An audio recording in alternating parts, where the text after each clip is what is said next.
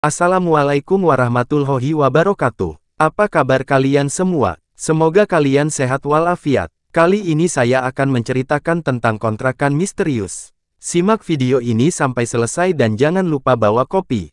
Teror di balik dinding. Di sudut kota kecil yang sunyi terdapat sebuah kontrakan tua yang ditinggalkan. Konon, kontrakan itu memiliki cerita misterius yang mengelilinginya. Tak seorang pun yang berani mendekatinya, kecuali mereka yang nekat atau terdesak oleh kebutuhan. Dua sahabat, Rian dan Dika, adalah dua pemuda yang baru saja lulus kuliah. Mereka memutuskan untuk mencari tempat tinggal bersama untuk menghemat biaya. Namun, mereka kesulitan menemukan kontrakan yang terjangkau dan layak di kota kecil itu. Suatu hari, saat mereka berjalan-jalan mencari kontrakan, mereka menemukan sebuah bangunan tua yang terbengkalai. Bangunan itu terlihat angker dengan cat yang mengelupas dan jendela yang pecah. Namun, karena terdesak oleh waktu dan uang, mereka memutuskan untuk mencoba memasukinya. Saat malam tiba, Rian dan Dika merasa suasana kontrakan itu berbeda. Mereka merasa ada sesuatu yang aneh di dalamnya, tapi mereka mencoba mengabaikannya. Namun, semakin lama mereka tinggal di sana, semakin jelas terasa keanehan yang mengelilingi kontrakan itu.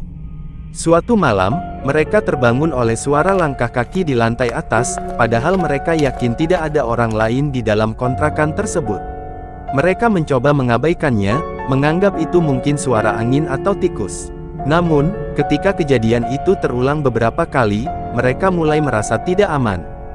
Dika yang penasaran memutuskan untuk menyelidiki lebih lanjut tentang sejarah kontrakan itu. Dia mengunjungi pustaka kota dan menemukan bahwa kontrakan itu dulunya dimiliki oleh seorang tua yang meninggal secara misterius beberapa tahun yang lalu. Ada desas-desus bahwa dia bunuh diri di dalam kontrakan tersebut setelah kehilangan seluruh keluarganya dalam kecelakaan mobil. Informasi itu membuat Dika semakin yakin bahwa ada sesuatu yang tidak beres di dalam kontrakan itu. Dia memutuskan untuk berbagi dengan Rian, yang awalnya tidak percaya. Namun, setelah mengalami kejadian-kejadian aneh sendiri, Rian mulai membuka pikirannya. Suatu malam, saat sedang duduk di ruang tamu, mereka mendengar suara jeritan dari lantai atas. Tanpa berpikir panjang, mereka segera berlari ke lantai atas dan melihat sesosok bayangan gelap menghilang ke dalam dinding. Mereka terkejut dan ketakutan, namun mereka semakin yakin bahwa ada sesuatu di dalam kontrakan tersebut. Rian dan Dika memutuskan untuk mencari bantuan dari paranormal setempat. Setelah melakukan ritual dan menyelidiki kontrakan itu, paranormal tersebut menemukan bahwa ada makhluk gaib yang menghuni kontrakan itu. Makhluk itu adalah roh tua yang masih merasa terjebak di kontrakan tersebut karena dendamnya yang belum terpenuhi. Dika dan Rian merasa terjebak di antara dua pilihan, meninggalkan kontrakan tersebut atau mencoba menyelesaikan masalah dengan roh tersebut.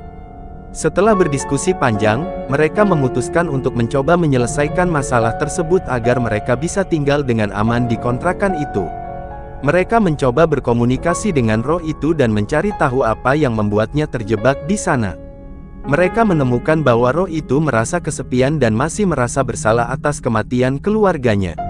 Dika dan Rian berjanji akan membantu roh itu menemukan kedamaian dengan cara memberikan penghormatan kepada keluarganya dan menghilangkan dendamnya.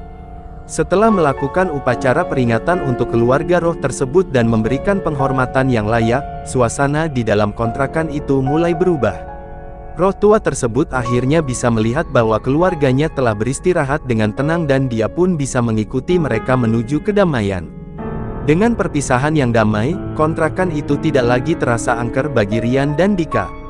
Mereka bisa tinggal di sana dengan nyaman tanpa gangguan dari makhluk gaib.